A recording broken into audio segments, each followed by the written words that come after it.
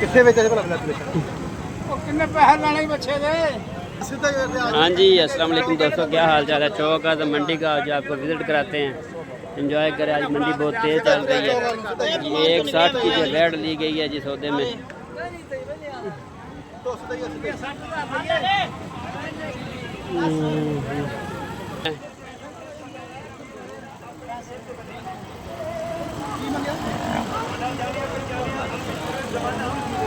Smart खेती info में आज आपको इन्फॉर्मेशन दे रहे हैं।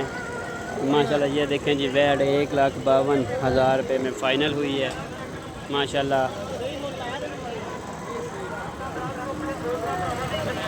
चलो चलो यार, जेड़ा बंदा ना देवे उन्हें कोई जोर तो नहीं ना।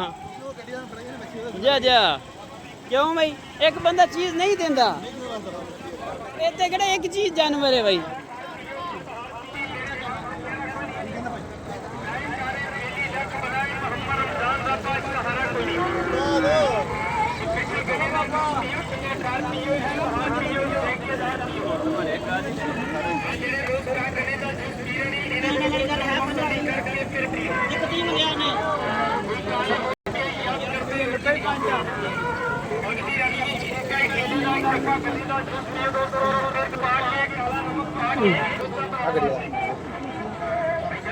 दवाइयाँ नहीं